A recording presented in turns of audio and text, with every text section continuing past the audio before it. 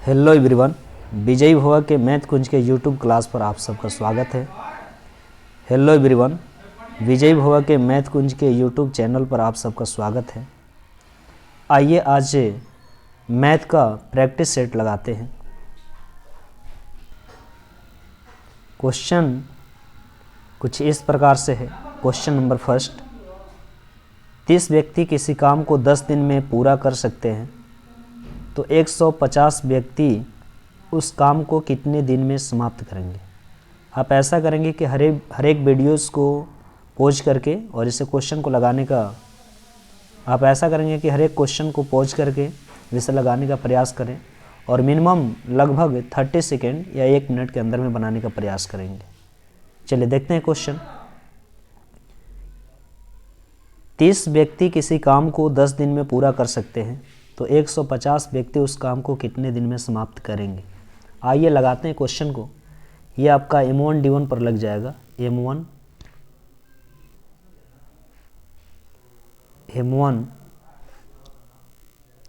D1 is equal M2 D2। यहाँ पर कह रहा है कि 30 व्यक्ति, यानी M1 की वैल्यू दिया हुआ है 30 व्यक्ति किसी काम को, यानी D1 की वैल्यू दिया है 10 दिनों में समाप्त कर देते हैं। आगे केस 2 में कह रहा है कि 150 व्यक्ति, यानी M2 की वैल्यू क्या है 150 व्यक्ति उस काम को कितने दिनों में समाप्त करेंगे, यानी उसी काम को तो कितने दिन में करेंगे, D2 दिनों में करेंगे। इसे कटाते हैं, 30 25 150 और 5 से ये कटाते हैं, 10 2 बार में। इस प्रकार से आपका D2 का वैल्यू आ गया 2 दिन। Option number D. चलिए इसी प्रकार से अगला क्वेश्चन देखते हैं। क्वेश्चन नंबर 2, पूजा अपनी घड़ी 1122 रुपये में बेचकर 10% का लाभ कमाई, तो बताइए उसने घड़ी कितने में खरीदी थी। इस क्वेश्चन को कम से कम 2 मेथड से लगाने का प्रयास करेंगे। आप देखेंगे कि CP हमारा हमेशा 100% होता है और जो हमारा CP और प्लस प्रॉफिट बराबर होता है SP। तो यहाँ पर दे रखा है SP 1122 रुपया, लेकिन आप क्वेश्चन के हिसाब से देखेंगे तो CP हमारा 100% और 10% प्रॉफिट, यानी SP यानी सेलिंग प्राइस जो आपका आएगा वो कितना आएगा 110 रुपया। 110% ये किसके बराबर होगा, रियल में जो वैल्यू SP का दिया हुआ है 1122 रुपया, 1122 रुपया। इसलिए 1% का वैल्यू निकालेंगे आप, तो ये आ जाएगा 1122 बट्टे में 110। इसलिए CP निकालेंगे, यानी CP आपका क्या होता है, ऑलवेज 100% होता है। तो 100% इज इक्वल 1122 बट्टा में 110 गुने 100। ये कट के 0 से 0 कट जाएगा और 11 से 11 में 1 में 11 0 11 2 ना 22, यानी 102 से 10 से गुना करेंगे तो इस प्रकार से आपका आंसर आ जाएगा 1020।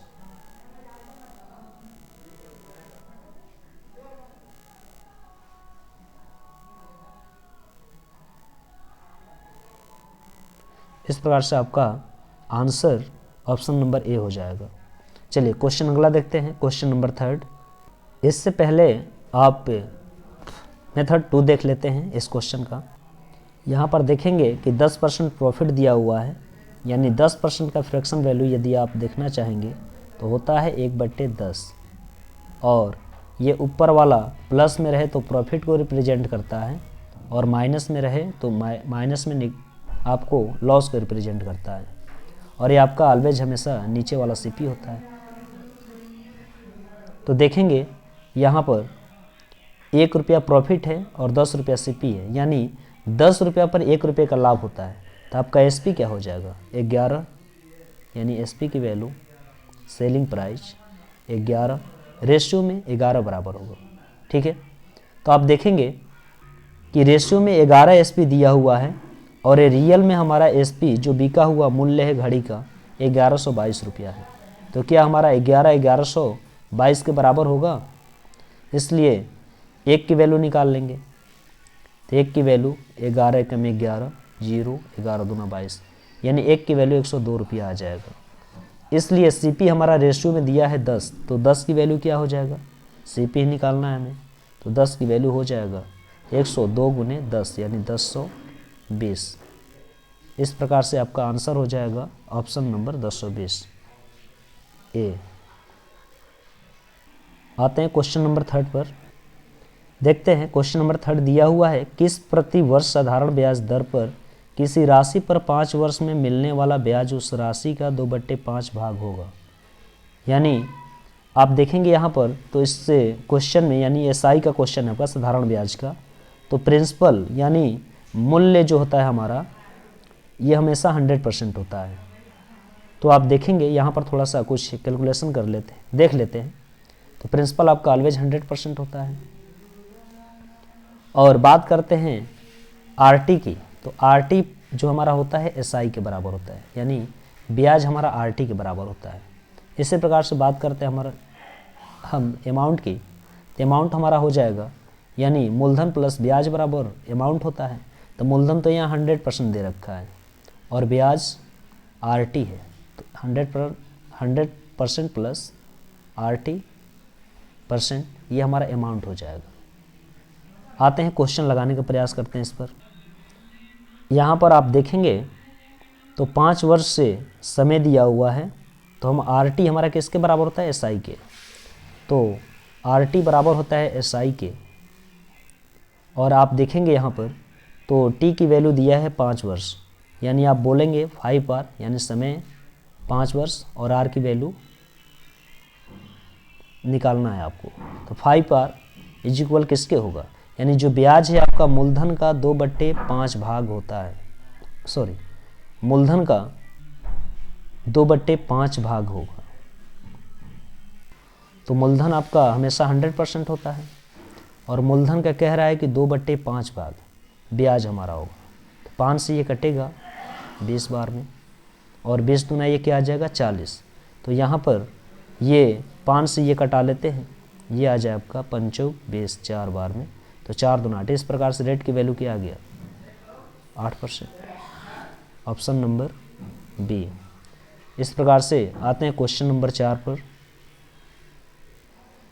क्वेश्चन नंबर 4, रमेश 10 आम 120 रुपये में बेचता है, इस प्रकार इसे 15% का लाभ होता है। 20% के लाभ प्राप्त करने के लिए उसे 120 रुपये में कितने आम बेचने होंगे। देखिए यहाँ पर कह रहा है कि 120 रुपया में 10 आम बेचता है तो इसे 15% का लाभ होता है। तो 120 ही रुपया में कितने आम बेचे कि इसे 20% का लाभ हो। आप देखेंगे एक दुकानदार बन के सोचिए आप कि पहली बार 120 रुपये में आप बेच रहे हैं तो 15% का लाभ हो रहा है। 120 ही रुपया में आपको बेचना है और 20% का लाभ प्राप्त करना है। तो अब क्या करेंगे कि आप पहले से कम आम देंगे। क्या करेंगे, पहले से कम आम देंगे। तो देखते हैं हमारा क्या हो रहा है, उल्टा रिलेशन हो रहा है। यानी कि आप अधिक लाभ कमाना चाहते हैं तो आपको क्या करना पड़ेगा, वस्तुओं की संख्या कम देना पड़ेगा। तो यहाँ पर देखते हैं कि सेलिंग प्राइस का रेशियो आपका दे रखा है परसेंट में। मान लीजिए कि यहाँ पर 15% का पहली बार लाभ हो रहा है, तो 100 में 15 जोड़ेंगे कितना है 115, और अगली बार इसे 20% का लाभ होना है, तो इसका क्या आ जाएगा 120%। इसको कटाएंगे तो 5 से ये कटेगा, 5 दूना 10, 5 × 15, और ये हो जाएगा 5 दूना 10, 5 × 20, यानी 23-24 का रेशियो आ जाएगा। तो आप देखेंगे कि वस्तुओं की संख्या का रेशियो क्या आ जाएगा, इसका उल्टा होता है। हमने कहा कि ये इसका रिलेशन उल्टा हो रहा है, इसलिए क्या हो जाएगा उल्टा, 24 और 23 का रेशियो हो जाएगा। पहली बार वस्तु बेच रहा है 24 रेशियो के हिसाब से, लेकिन क्वेश्चन में दिया है कितने आम, 10 आम। तो क्या ये 24 बराबर हमारा 10 के होगा, 24 बराबर 10 के। इसलिए आप अगली बार कितने वस्तु देंगे 32, तो 32 यानी सॉरी 23 देंगे। यहाँ पर 23 कर लेते हैं। तो 23 की वैल्यू निकालेंगे, 10/24 गुने 23। देखेंगे ये 2 से कटेगा 5 बार में और ये 2 से कटेगा 12 बार में। तो इस प्रकार से आपका आंसर जो आएगा 115/12। तो इस प्रकार से आंसर आपका सी हो जाएगा। ये देखते हैं नेक्स्ट अगला क्वेश्चन। क्वेश्चन नंबर 5 आपका कुछ इस प्रकार से है। वार्षिक रूप से संयोजित 3000 रुपये की राशि 8% चक्रवृद्धि ब्याज दर पर 3 वर्ष में 3993 रुपया हो जाती है, तो आर का मान बताना है। यानी कहने का सेंस है ये 3000 रुपये की राशि 8% की दर से 3 वर्षों में बढ़कर 3993 रुपया हो जाती है। यानी 3000 रुपया आपका क्या है, प्रिंसिपल है, और ये बढ़कर 3 वर्षों में जो हो जाता है ये मूल्य आपका क्या है, 3 वर्षों में बढ़कर 3993 हो जाता है, ये आपका अमाउंट है। तो आप लिखेंगे कि प्रिंसिपल और अमाउंट, यहाँ पर देखेंगे तो ये 3000 है प्रिंसिपल और अमाउंट है आपका 3993 रुपया। इसे काट कर छोटा कर लेते हैं, जितना छोटा करना हो कर लेते हैं। तो ये हो जाएगा आपका 1000 और ये हो जाएगा 3 यानी 1331। अब देखते हैं यहाँ पर दिया हुआ समय 3 वर्ष, तो समय 3 वर्ष दिया है तो ये 3 ही क्यूब ही होगा। यानी 1000 क्या होगा, 1000 के बदले कुछ और भी नंबर आता तो ये क्यूब ही होता।